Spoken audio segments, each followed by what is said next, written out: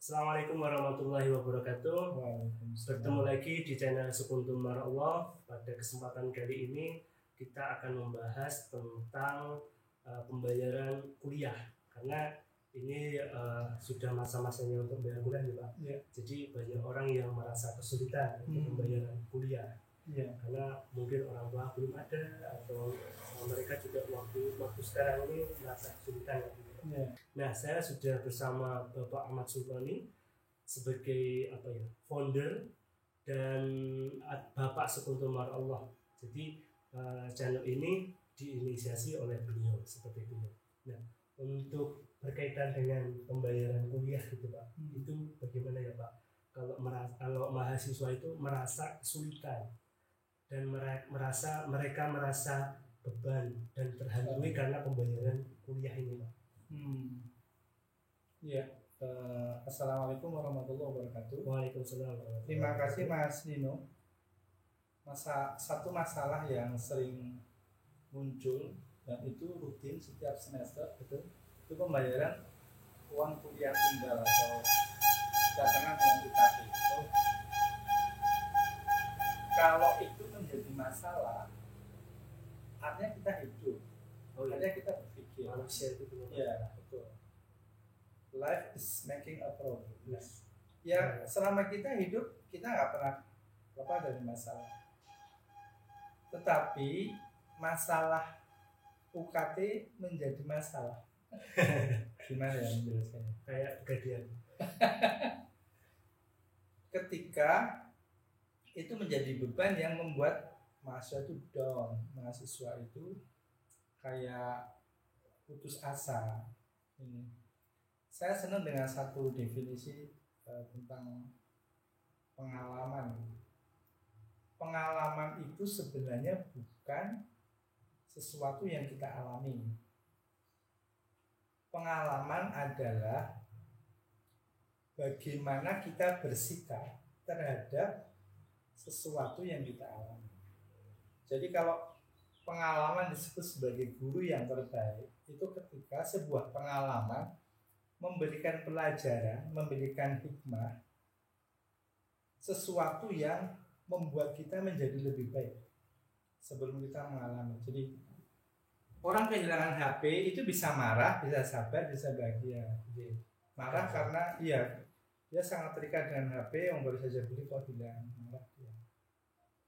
Bisa sabar atau malah bahagia karena dia sadar bahwa ketika sesuatu diambil oleh Allah, itu tanda Allah akan ganti yang lebih baik. Artinya kehilangan HP ini sebuah pengalaman, dan yang terpenting bagi orang yang mengalami bagaimana mensikapi pengalaman itu. UKT itu sebuah pengalaman. Oke, orang menyebut itu sebuah masalah, tapi yang terpenting bukan masalahnya, tapi bagaimana kita mensikapi masalah UKT itu pada penempatan, pada porsi yang benar, maka kita menjadi lebih dewasa menghadapi masalah itu. Jadi monggo kita hadapi masalah UKT yang rutin menjadi kewajiban mahasiswa dengan sesuatu yang jiwa kita itu yakin, jiwa kita itu optimis untuk menghadapi itu, dan kita yakin bisa membayar. Tapi kadang kita kalau belum punya uang itu kan kadang masih terbebani gitu Pak. Dan besok udah bayar, ini harus gimana gitu Pak. Kurang berapa minggu lagi harus bayar. Pasti kan merasa cemas, gelisah gitu Pak. Itu gimana? Biar hati itu tidak merasa terbebani. Orang yang gelisah itu bukan dimau oleh Allah menjadi putus asa. Justru ketika kegelisahan muncul, orang itu harus bangkit, bangun gitu. Nah ini kadang terbalik gitu. Saya merasa gini, ada kesalahan persepsi mahasiswa melaksanakan kewajiban kuliah. Kuliah itu kalau kita bingkai dalam bingkai tauhid, itu perintah. Maka ada wajib belajar ya. Salah satu bentuk belajar adalah kuliah. Menurut saya itu gini loh, kalau ketika Rasul mengatakan talabul ilmi fardhatun ala kulli muslim dan muslimatin, bahwa mencari ilmu termasuk kuliah itu adalah kewajiban. Nah, kemudian sadar utlubul ilma walau bisin, carilah ilmu sampai ke negeri Cina. Mencari ilmu itu perintah Allah. Ada satu analogi yang kayaknya menarik Mas Nino. Jadi sering kita diskusi ya. Ketika seorang ibu meminta anaknya membeli gula itu perintah ibu.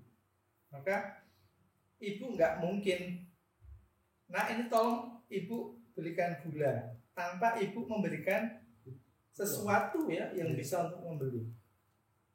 Ibu pasti memberikan sejumlah uang kepada putranya untuk membeli gula.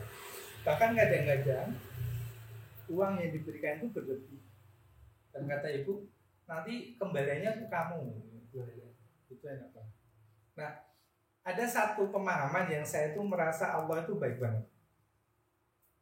Allah tidak memerintahkan sesuatu kepada manusia kecuali Allah sudah menyiapkan seluruh fasilitas agar perintah itu bisa terlaksana. Ini hebatnya Allah. Jadi Allah itu nggak membebani sebenarnya. Kita suruh manut aja, nanti semua kebutuhan terlaksana perintah itu Allah yang siapkan. Kuliah, mencari ilmu itu perintah. Maka Allah sudah siapkan gitu loh, sudah siapkan termasuk UKT disiapkan oleh Allah. Beli pulsa, beli mie ayam, pentol cilok, jajaki gitu ya. Itu semua ditanggung Allah, tapi kita tuh kadang kemaki gitu, merasa bahwa ini saya kuliah, saya bayar sendiri, mumet sendiri, terus bunuh diri sendiri. Itu ada kesalahan persepsi itu Mas. Tapi kan tadi katanya Allah kan sudah menyiapkan gitu, apa yang kita butuhkan. Yeah. Nah, tapi ketika pembayaran UKT mesti kok merasa kesulitan gitu Pak. Itu sebenarnya persepsi dalam diri apa memang Allah sengaja memberikan sisipan kekecewaan kepada orang tersebut? Saya mengulangi bahasa mensisipkan kegundahan, kegelisahan. Ketika Allah memberikan masalah, itu artinya Allah ingin mengajarkan sesuatu kepada kita. Tidak pernah Allah itu membuat manusia itu bersedih, menderita, bahkan putus asa dengan memberikan masalah. Ketika kita mendapatkan masalah, bingung membayar kuliah, nek pulau sih ya, nek pulau gitu. Karena dari dulu itu saya misalnya kuliah itu juga nggak ada biaya gitu. Itu kan kamu matur sih sama Gusti Allah kalau itu bagi kuliah. Yang mangke untuk biaya transportasi daftar, pemenuhan fotokopi niki, bayar uang niku nun saya jenengan nggih. Itu kok rajin semuanya gitu loh. Semuanya dipenuhi Allah. Bahkan saya tuh pernah diterima di sebuah perguruan tinggi favorit. Tapi ketika saya ditelepon oleh panitia penerimaan, Anda diterima, Anda transfer uang sekian gitu. Saya mikir loh, saya tuh maksudnya kalau kuliah kan dapat beasiswa. Nah, terus saya telepon Allah. Gusti Allah itu nuwun sewu lho nggih. Maaf nih saya mau matur. Saya ini sudah diterima tapi harus bayar. Nah, tapi kemarin kan doanya minta diterima, tidak minta digratisin.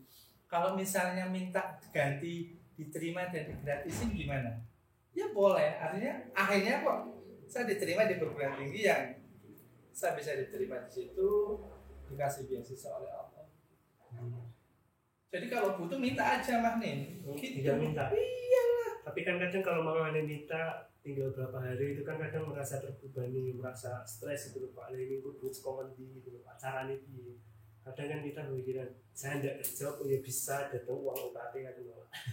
Kita diajarkan juga di dalam konsep sholat gitu.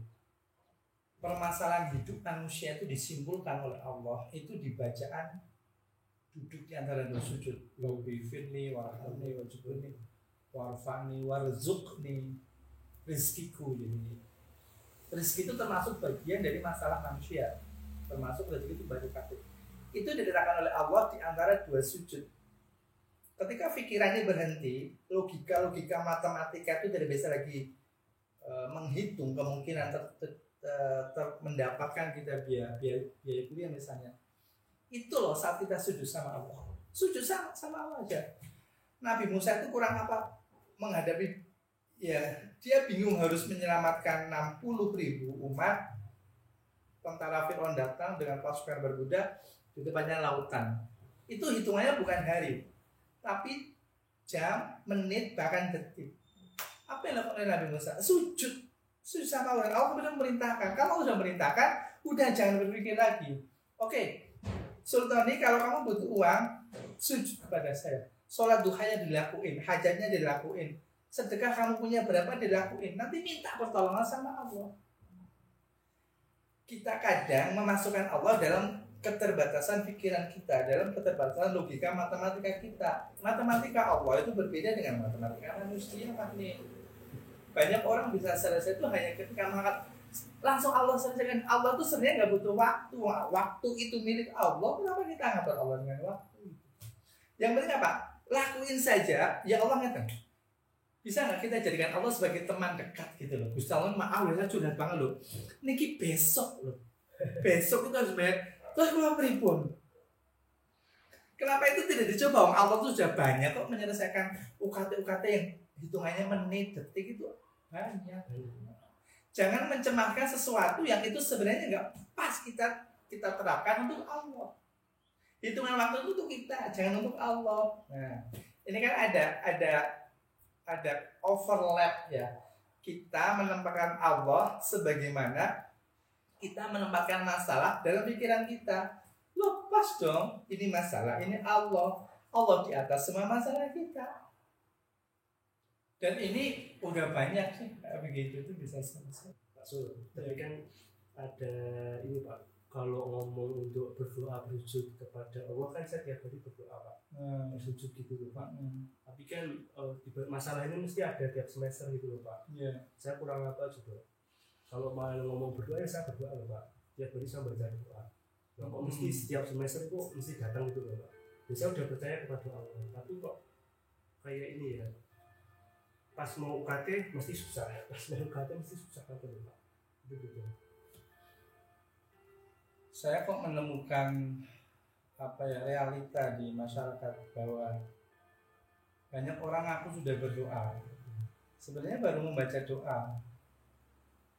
Berdoa itu tidak sama dengan membaca doa. Allah kan mendikte bahwa berdoalah kepadaku, ud'uni astajib lakum, aku akan mengabulkan. Yang dikabulkan Allah itu bukan membaca doa, tapi berdoa. Kalau kita sudah minta, terus Allah belum kasih, itu ada banyak kemungkinan. Tapi satu hal yang pasti adalah orang itu pasti baru membaca doa, baru membaca permintaan, baru menyebutkan kebutuhannya, tapi tidak betul-betul minta dari dalam hati, perasaan, pikiran, nyatu, yakin bahwa apa yang diminta Allah itu pasti dikasih. Itu sebenarnya perlu ada penjelasan tersendiri ya Mas Dino. Berdoa dan membaca doa. Jadi memang teman-teman di sini harus mengkoreksi diri nih Pak. Ya. Sebenarnya itu membaca doa atau berdoa. Betul. Jadi cara ngeceknya gimana Pak? Kita itu berdoa dan membaca doa. Sekilas saja. Banyak indikator untuk berdoa. Satu misalnya berdoa itu dalam kondisi bersyukur. Orang kan mengatakan begini, loh kita tuh kok kayaknya nggak terima kasih sama Allah ya. Kita sudah dikasih banyak oleh Allah, tapi kok kita minta terus gitu loh. Kita tuh kayak nggak bersyukur. Justru ketika kita mengatakan kita itu kok kayak nggak berterima kasih, itu justru bukti dia nggak berterima kasih gitu loh. Keterbatasan kita itu menyebabkan kita itu harus minta terus ke Allah. Maka saya katakan ya, minta itu wajib.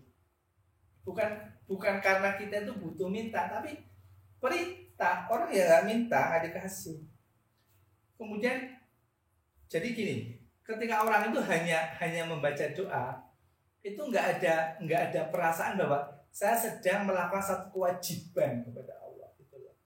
Sehingga tidak ada kesungguhan ketika meminta. Itu satu indikator dia baru membaca doa, belum berdoa. Yang kedua misalnya, nanti ketika kita berjalan melaksanakan aktivitas berdoa, itu alam akan bekerja sesuai dengan perintah Allah. Jadi gini Mas Nino, ada orang mengatakan gini loh, Pak, nggak mungkin kan langit itu menjatuhkan emas, sehingga kalau kita nggak kerja itu nggak mungkin dapat uang atau dapat rezeki. Kalau kok sekarang banyak orang itu kayak ngatur Gusti Allah gitu loh. Iya. Apa sih yang nggak mungkin bagi Allah gitu loh. Pernyataan itu benar ketika diberikan kepada orang yang malas. Dalam arti memaknai berdoa itu sebagai bentuk aktivitas pasif. Justru ketika kita itu hanya membaca doa, itu masih pasif. Karena berhenti di bacaan doa itu. Tapi kalau berdoa yang sebenarnya itu akan banyak sinyal-sinyal Allah, simbol-simbol Allah, tuntunan Allah untuk seseorang agar dia itu melakukan satu aktivitas memfollow api dari apa yang diminta. Biasanya Gusti Allah itu udah ngasih sinyal tentunya. Kita kan punya banyak pengalaman dari mahasiswa ya. Misalnya pada saat ada mahasiswa itu minta laptop, pas dia sungguh-sungguh, tuh dia cerita gini, Pak, saya tuh pernah Pak, ketika pengen banget tuh dapat laptop tuh, pas saya jalan tuh tiba-tiba ada selebaran tuh datang, terus jatuh di kaki saya, itu informasi pameran laptop. Nah, kalau saya memahami itu bahasa Allah, dia semakin didekatkan pada apa yang diminta. Datang saja ke pameran, apa yang terjadi udah ikutin, uang kita sedang minta itu sama Allah gitu loh. Jadi nanti setelah kita itu menyebutkan apa yang kita minta dalam bingkai berdoa, bukan membaca doa, maka Allah akan mempekerjakan alam. Dalam bahasanya Prof. Johannes, fisikawan Indonesia, itu mengatakan semestakum ya, semesta alam itu akan datang banyak hal yang membuat kita itu semakin dekat dengan apa yang kita minta. Jadi itu aktivitas berdoa maksudnya. Berarti kita tinggal ini ya Pak, melihat sekitar kita itu. Kita pas harus kita berdoa. Pas kita udah berdoa, reaksi di sekitar kita itu gimana? Betul. Jadi kalau maunya berdoa langsung ngatung tidur itu enggak. Ya. Jadi itu yang disebut sebagai membaca doa. Membaca doa. Jadi kalau berdoa ya apa namanya? Ya berdoa itu ya apa yang Allah tunjukkan kepada kita ya kita follow ikuti. Termasuk perintah-perintah Allah. Jadi Sul, kalau kamu ingin dekat dengan saya berwudu, gimana? Kita pas mau membayar UKT, lagi bayar UKT. Coba kita jaga kesucian hati kita, kesucian diri kita, jaga mendawamkan wudu. Jadi tiap kali kita bersihkan hati kita agar lebih dekat ke Allah. Karena apa? Ini kita punya hajat sama Allah, ya. Dekatin loh sama Allah. Karena Allah kan ketika Allah menjelaskan doa, itu kalimat yang Allah katakan, ketika hambaku bertanya tentang aku, maka jawabnya sesungguhnya aku dekat. Jadi dekat ke Allah, hanya itu, sebenarnya hanya itu. Kalau udah biasa ya hanya itu. Jadi gini Mas nih, saya itu gini loh, orang itu mempermasalahkan berdoa itu bukan karena berdoa itu sulit, tapi saking mudahnya orang itu minta sama Allah berdoa, itu orang jadi nggak percaya. Mungkin nggak kita minta sama Allah cuma gini, ya memang cuma gini. Gusti Allah tuh nggak pernah Allah mempersulit, yang mempersulit itu kita tuh rasanya mempersulit. Iya Pak, biasanya kan tinggal minta tapi caranya langsung mengajukan proposal caranya. Nah gitu, malah caranya gitu.